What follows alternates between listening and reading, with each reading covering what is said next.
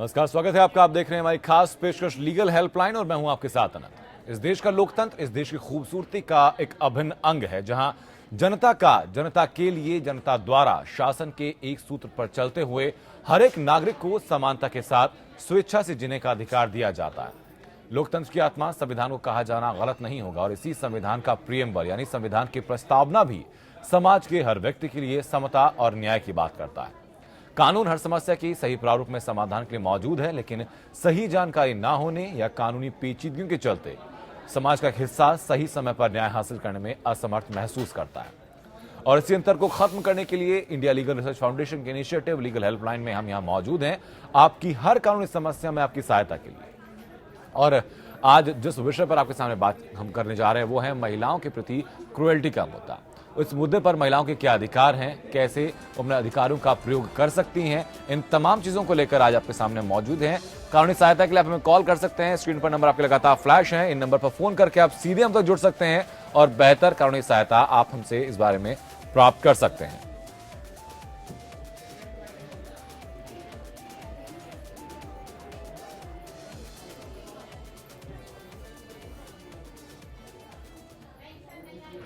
इस वक्त दिल्ली हाईकोर्ट के अधिवक्ता पीएस शारदा हमारे साथ स्टूडियो मौजूद हैं। सर, बहुत स्वागत है आपका। जब हम लोग महिलाओं के प्रति जो क्रुएल्टी की बात करते हैं तो सर उसमें क्या क्या अधिकार महिलाओं के पास रहते हैं इस संबंध में? देखिए, महिलाओं के खिलाफ क्रुएलिटी किसी भी फॉर्म में लॉ जी एक्सेप्ट नहीं करता है। लॉ एक्नॉलेज करता है कि वुमेन की पोजीशन सेफ होनी चाहिए और उसे किसी भी तरीके की मेंटल या फिजिकल क्रुएलिटी नहीं होनी चाहिए, चाहे वो फैमिली फोल्ड में हो चाहे अदरवाइज भी हो। जी, ठीक है सर। अगर हम जैसे हम लोग देखते हैं कि मैट्रिमोनियल इश्यूज जो रहते हैं, शादी के बाद महिलाओं के साथ क्रुएल्टी होती है, कहीं मानसिक दबाव बनाया जाता है, शारीरिक तौर पर प्रताड़ना दी जाती है, तो ऐसी परिस्थितियों में फिर महिलाओं के पास क्या अधिकार रहते हैं? देखिए, महिलाओं के पास अधिकार हैं, वो इसकी कंप्लेंट कर सकती हैं। जी, क्राइम अगेंस्ट वुमेन सेल के अंदर उसकी कंप्लेंट हो सकती है। जी, विमेन डोमेस्टिक वायलेंस एक्ट है जो पॉपुलरली इस नाम से जाना जाता है, जी, उसमें अपनी पिटीशंस फाइल करके अपनी सेफ्टी की, प्रॉपर्टी की सेफ्टी की, मेंटेनेंस की, जी, और जो उनकी फैमिली फोल्ड में प्रॉब्लम्स हैं उससे अपनी सेफ्टी के लिए जी, कोर्ट से मदद मांग सकती हैं। उन्हें मेंटेनेंस मिल सकता है, वो 125 सीआरपीसी की प्रोविजंस के अंदर मेंटेनेंस के लिए भी फाइल कर सकती हैं। जी, तो इस तरह के प्रावधान हैं जी, और इसका वो फायदा उठा सकते हैं। ठीक है सर। 498A के बारे में हम लोग सुनते हैं, तो वो क्या है, समझना चाहूंगा आपसे मैं। देखिए, 498A एक स्पेशल लॉ इनेक्ट किया गया था जी, ये नोटिस करने के बाद कि क्राइम जो वुमेन के अगेंस्ट फैमिली फोल्ड में हो रही थी जी, उसमें उनकी क्रुएलिटी, डाउरी डिमांड्स पूरी ना होने की वजह से और अदरवाइज उनकी जो एक्सपेक्टेशन फैमिली में आने के बाद एक डॉटर इन लॉ से थी, उस एक्सपेक्टेशंस के पूरे नहीं होने से उनके अगेंस्ट काफ़ी फिजिकल हार्म की जो हीनियस क्राइम्स होने लगी थी जी, उसको प्रोटेक्ट करने के लिए ये प्रोविजंस लाए गए थे, जिसमें ये प्रोवाइडेड है कि अगर उनके अगेंस्ट कोई मेंटल और फिजिकल क्रुएलिटी हो जी, और अगर उनसे कोई डॉरी डिमांड्स पूरी ना होने की वजह से क्रुएलिटी हो या उनसे डिमांड की जाए तो उसके जो इन लॉज हैं और जो भी हस्बैंड और उसके रिलेटिव्स उनके खिलाफ कोई भी ऐसा काम करते हैं उसके अगेंस्ट एक्शन लिया जा सकता है, पुलिस कंप्लेंट की जा सकती है। जी, ठीक है। इस वक्त सर पंजाब भटिंडा से अमनदीप कौर हमारे दर्शक हम तो जुड़ चुकी हैं। अमनदीप, अपनी बात आप रखें, कैसे आपकी सहायता हम लोग कर सकते हैं? हेलो अमनदीप, आप तक आवाज पहुंच रही है हमारी? हाँ सर, जी, पहुंच रही है सर। जी, अपनी बात सर, आप रखें। हमने दालिका के हाँ सर, हमने दालिका केस किया था। जी, हाँ हाँ जी, उसमें हमने पुलिस वालों ने ना ਤਿੰਨ ਬੰਦਿਆਂ ਦੇ ਨਾਮ ਹੀ ਰੱਖੇ ਜੀ, ਬਾਕੀ ਬੰਦਿਆਂ ਦੇ ਨਾਮ ਕੱਢ ਕੇ ਉਹਨਾਂ ने। अमनदीप, अगर आप अपनी बात आप हिंदी में या अंग्रेजी में रखेंगे तो दर्शकों के लिए बेहतर होगा समझ पाना। हाँ सर, कुछ इंसानों के नाम तो हमारे सास ससुर और पति का नाम ही रखा है। हमारे चाची सास है जो जी, हमारी, और उनके बेटा और बेटी का नाम निकाल दिया सर। जी, सर, हमने बाद में डीवी एक्ट का केस किया है। जी, हाँ सर, सर उसमें वो तारीख पर पेश नहीं हो रहे कोर्ट में, क्या क्या वो आएंगे तारीख पर? ठीक है, सर यही पूछना था। ठीक है, आपका सवाल मैं समझ गया हूँ सर। इनका केस ये है कि दहेज का केस इन्होंने किया था, तो जिन लोगों के नाम इन्होंने लिखाए थे रिपोर्ट में, पहले तो उनमें से कुछ लोगों के नाम निकाल दिए गए, और जिन लोगों के ऊपर केस अभी बचा हुआ है, जिनके ऊपर केस चल रहा है अभी फिलहाल भी, तो वो लोग कई तारीखों से पेश नहीं हो रहे हैं कोर्ट में, तो इस वजह से इनका केस लगातार खिंचता जा रहा है। तो क्या करें इसमें? इसके अंदर इनके पास ये प्रोविजन है कि ये कोर्ट को एप्लीकेशन दे सकते हैं जी। इसमें अब हमें ये नहीं बताया कि उनको बेल मिली है या क्या पोजीशन है। अगर वो बेल पर हैं और नहीं पेश हो रहे हैं जी तो कोर्ट उनकी बेल कैंसिल कर सकती है, ये वो एप्लीकेशन वहाँ पे फाइल कर सकती हैं। जी। और अदरवाइज अगर वो कोर्ट की परमिशन से एडजॉर्न हो रहा है मैटर, तो वो कोर्ट को अपनी पोजीशन को रख करके क्विक डिस्पोजल के लिए प्रेस कर सकते हैं जी। ये इनके पास प्रोविजंस अवेलेबल हैं। ठीक है, इस वक्त सर अहमदाबाद से मौलिक हमारे दर्शक जुड़ चुके हैं। हम तक मौलिक अपनी बात आप रखें, कैसे आपकी सहायता हम लोग कर सकते हैं? सर मैंने एक पेटिशन ड्राफ्ट की थी आज से एनफोर्समेंट के लिए 226 के नीचे, आर्टिकल 226 के नीचे जी। उसको मैंने पोस्ट के जरिए गुजरात हाईकोर्ट को भेजा था जी। अभी गुजरात हाईकोर्ट का एक रूल है, रूल नंबर 31, जिसके अनुसार वो लोग जो है वो पिटीशन को पोस्ट में भेजा तो एक्सेप्ट नहीं करते हैं। लेकिन सर आर्टिकल 14 जो है इंडियन कॉन्स्टिट्यूशन का, इक्वालिटी बिफोर द राइट और equal protection of the law, जी। उसको देखा जाए तो मेरा मानना है कि आर्टिकल 14 ज्यादा पावरफुल है जो रूल 31 है गुजरात हाईकोर्ट का उससे। जी। तो सर वैसे ही उन्होंने फाइल कर दिया मेरी पिटीशन को, और मेरे पास फाइनेंशियल रिसोर्सेज और लीगल एक्सपर्टीज नहीं है जिसके जरिए मैं कोर्ट को एक लॉयर लेके मैं अप्रोच कर सकूं। पिटीशन तो, आपने किस संदर्भ में लिखी थी मौलिक? हाँ सर, पिटीशन आपने किस लिए लिखी थी? Enforcement of fundamental right, article 14, article 21, article 19(1)(g) of Indian constitution, enforcement के लिए फंडामेंटल राइट्स। तो आप हमसे क्या सहायता चाहते हैं सर? सर आप मुझे थोड़ा गाइडेंस करें कि ये आर्टिकल रूल नंबर 31 जो है वो ज्यादा इम्पोर्टेंट है, article 14 equality before the law and equal protection of the law, क्योंकि court cannot deny me the equal protection of the law and sir आपके पास में आऊंगा इस चीज में बेहतर विस्तृत इसके व्यू के लिए। देखिए इनकी जो प्रॉब्लम ये बता रहे हैं, इन्होंने दो तरीके की प्रॉब्लम का इंडिकेशन दिया है जी। पहली ये कि इन्होंने पिटीशन बाई पोस्ट भेजी थी जी। तो जो पिटीशन बाई पोस्ट भेजी, अगर ये लॉयर को अफोर्ड नहीं कर सकते तो ये लीगल एड अथॉरिटी है, हर डिस्ट्रिक्ट में हर स्टेट में होती है जी। ये वहाँ से लॉयर की फ्री लीगल एड के लिए अप्लाई कर सकते हैं जी। प्रोवाइडेड कि ही मीट्स द क्राइटेरिया जी फॉर गेटिंग दैट एड। जी। दूसरा जो इन्होंने कहा कि article 14 in comparison to any other rule उसकी क्या पोजीशन है, जी। तो ये इन्हें मालूम हम बता देना चाहते हैं जी। कि जो आर्टिकल 14 है जी। उसके अंदर जो आपकी प्रोटेक्शंस हैं और जो आपके राइट्स हैं वो सुपरसीड करते हैं हर चीज को जी। और अगर आप आर्टिकल 13 को देखेंगे तो उसके अंदर तो साफ लिखा हुआ है कोई भी नोटिस, कोई भी नोटिफिकेशन, कोई भी ऑर्डर, कोई भी चीज जो आपके फंडामेंटल राइट से कॉन्फ्लिक्ट करती है वो वॉइड होती है जी। सो उसके अंदर कोई दो राय नहीं है, that he should know it for sure. ठीक है सर, इस वक्त बलरामपुर से मोहम्मद हसन हमारे दर्शक हम जुड़ चुके हैं। हसन साहब अपनी बात आप रखें, कैसे आपकी सहायता हम लोग कर सकते हैं? हेलो जी मोहम्मद हसन अपनी बात आप रखिए। जी सर नमस्कार। जी नमस्कार। सर मेरी बहन फिरदौस बेगम जो लखनऊ में रहती है जी। तो कुमार कश्यप और रियाजुल हसन सपा के नेता लोग हैं जी। तो वो मकान कब्जा किए हुए हैं सर, हम खाली करने के लिए 2.5 लाख रुपया मांग रहे हैं, तो उसी के लिए मदद कैसे और कुछ। यानी आपकी बहन के मकान पर अवैध कब्जा किया हुआ है कुछ लोगों ने? जी सर, समाजवादी के नेता लोग थे और हमारे उसी चक्कर में तो पुलिस में शिकायत किया आपने इस चीज की? जी हाँ, FIR कराया लेकिन FIR नहीं हो रहा था तो हम लोगों ने एसएस से कहा घेराव किया था जी। तो उन्होंने मर्डर का लिखा लेकिन फिर बाद में काट दिया। का ऊपर से दबाव आ रहा है जब समाजवादी का सत्ता। ठीक है शारदा सर आपके पास में आऊंगा। ये हम लोग हकीकत देखते हैं समाज में कि अगर कोई व्यक्ति प्रभावशाली होता है तो उसके खिलाफ कानून का सहारा लेकर एक्शन करना थोड़ा मुश्किल हो जाता है एक आम आदमी के लिए।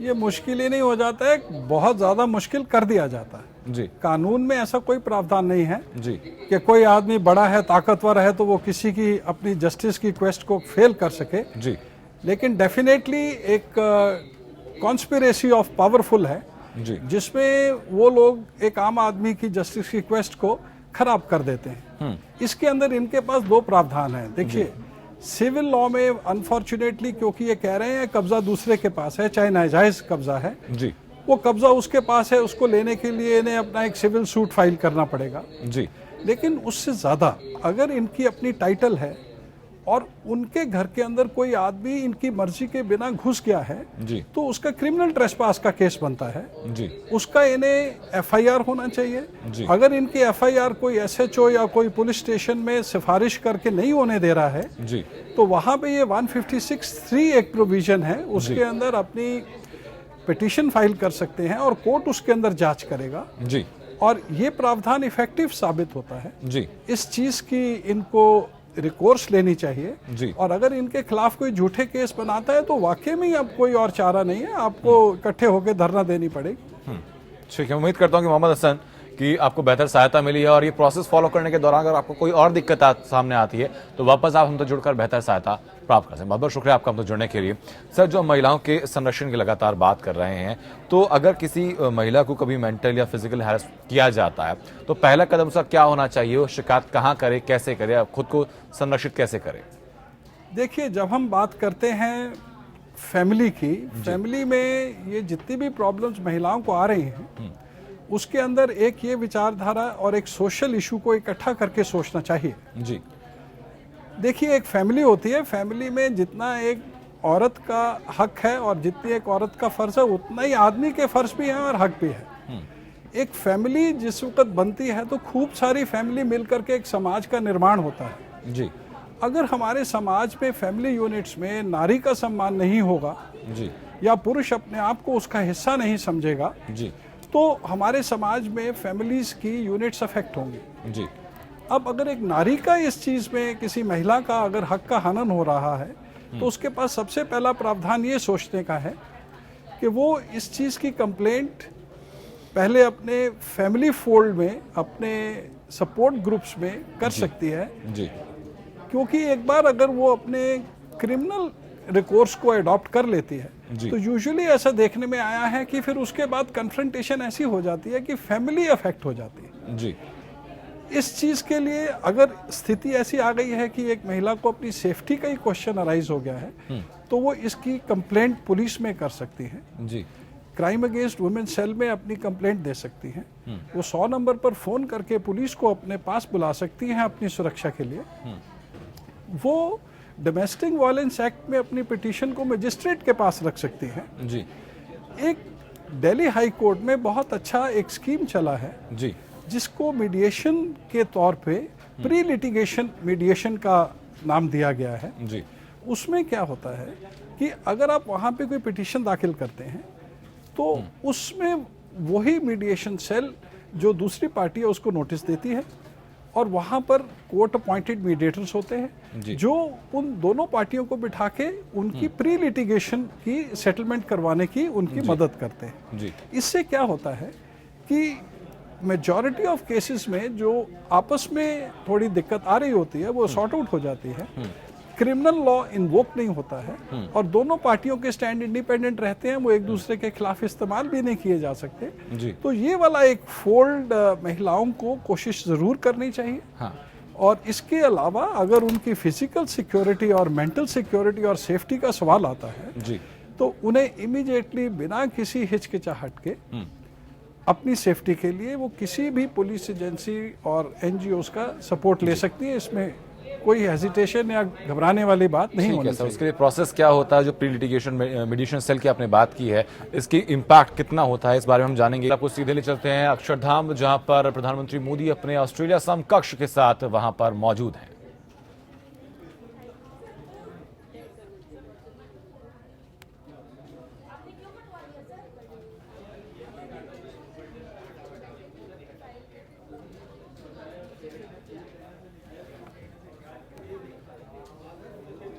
और वापस अपनी खास पिछले लगातार जा रखते हैं। सर, मैं जानना चाहूंगा आपसे, जो प्री लिटिगेशन मीडिएशन सेल की आपने बात की है, इस तक अप्रोच कैसी की जाए और उसका इम्पैक्ट क्या देखा है आपने हाल ही दिनों में?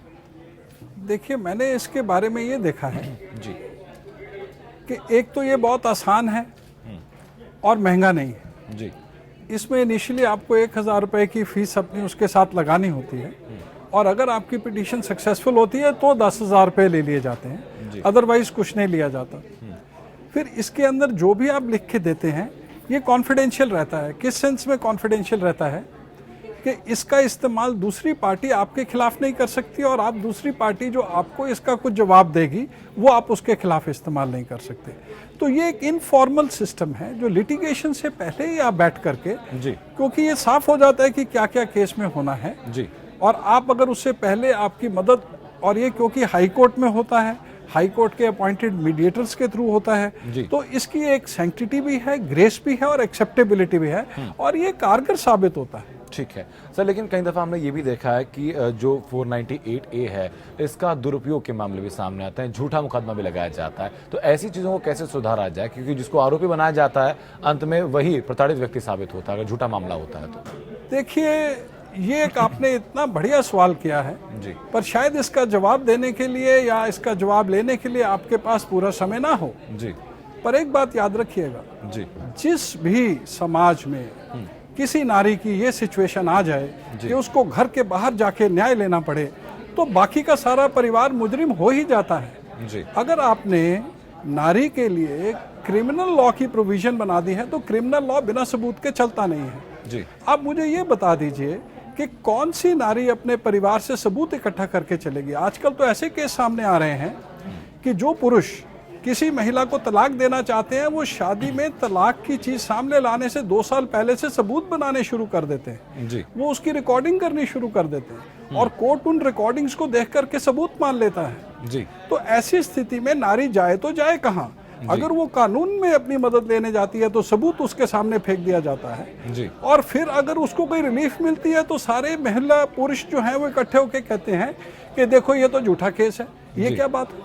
तो इस संजीदगी को हमें सोचना पड़ेगा, शायद ये लॉ कमीशन को भी सोचना पड़ेगा कि महिला के न्याय को जब तक डायरेक्टली सिविल कॉम्पेंसेशन से, समरी प्रोसीजर से जोड़ नहीं दिया जाएगा, तब तक उसकी क्वेस्ट परिवार में भी फेल होगी अपने न्याय के लिए, और कचहरी में आकर के डिपेंड करेगा उसे किस टाइप से वकील मिलता है, उस टाइप से उसकी क्वेस्ट सक्सेसफुल होगी या नहीं होगी। पर किसी महिला को अगर कोर्ट से आकर के ये सुनना मिले कि वो इस प्रावधान का दुरुपयोग कर रही है, तो ये पूरे समाज के लिए बड़े अफसोस की बात है कि पहले तो नारी अपने घर से बाहर आई क्यों न्याय लेने के लिए, उसको घर से क्यों ना मिले, और जिसको घर में न्याय नहीं मिला उसको बाहर नहीं मिल रहा है। इसको सोचना सरकार की भी ड्यूटी है, समाज की भी ड्यूटी है। मेरा नहीं ख्याल है कि कोई महिला सिर्फ इसलिए अपने परिवार को भंग कर देती है क्योंकि उसको किसी को तंग करना है। ठीक है, उसके पास उस किए गए तंग का हो सकता है सबूत ना हो, तो उसको किसी ने सलाह गलत दे दी हो, उसका उसके पास क्या इलाज है? ठीक है। लेकिन सर, हमने ये भी देखा है कि जो क्रुएल्टी के या डोमेस्टिक वायलेंस के जो केसेस होते हैं उसमें पति के साथ साथ सास, ससुर और बाकी जो रिश्तेदार घर में रहते हैं सभी के नाम लिखवाए जाते हैं, उनको चाहे उनकी संलिप्तता थी कि न थी। तो सुनिश्चित ये कैसे किया जाएगा कि बाकी लोगों की संलिप्तता थी कि नहीं थी? क्योंकि अगर रिपोर्ट लिखवा दी गई, शिकायत दर्ज करा दी गई, तो सभी को मेरे ख्याल जाना पड़ेगा थाने। देखिए, बातें है, पहली चीज तो ये है कि सुप्रीम कोर्ट ने एक जजमेंट दिया है Arnesh Kumar versus state of Bihar के केस के अंदर। उन्होंने डायरेक्शंस इशू करी।